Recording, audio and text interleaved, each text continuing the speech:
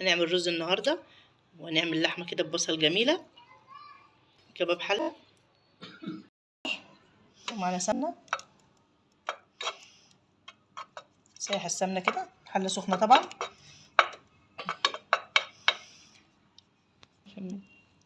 السمنه كده سخنت. معانا اللحمه،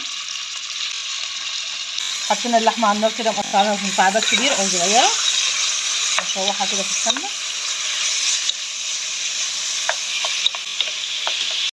اللحمه خدت لون اهي،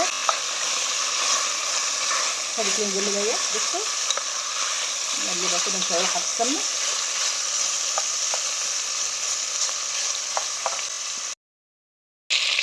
معانا بصل كده، مقطعين شويه بصل حلوين، 4 بصلات كده قطعناهم كده جوانح، ونقلبهم بقى كده مع اللحمه. لسه طبعا ما حطيناش توابل خالص دلوقتي. نقلب البصل كده مع اللحمه شويه برده، انها تدلين الكرمله كده. معايا جنزبيل، معانا كبابه صيني، معانا زعتر، معايا فلفل اسمر،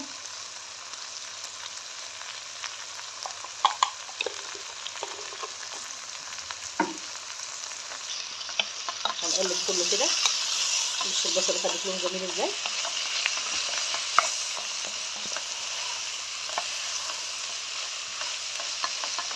هنسيبها برده شويه كده، المفروض هنزودها بس شويه كده تاني، هنسيبها شويه كمان 10 دقايق على النار كده، عشان تاخد التتبيله الجميله التوابل اللي احنا حطيناها. معانا فلفل حامي كده، هنحط كده حته صغيره كده عشان تديها طعم جميل كده.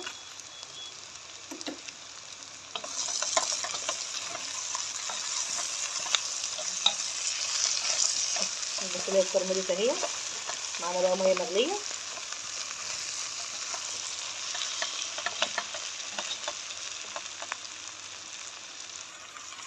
ميه مغليه بقى نحطها كده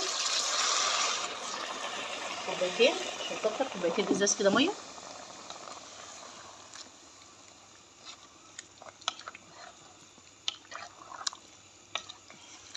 هنعلي على النار بقى ونسيبها، نغطيها كده ونسيبها لغايه ما تستوي.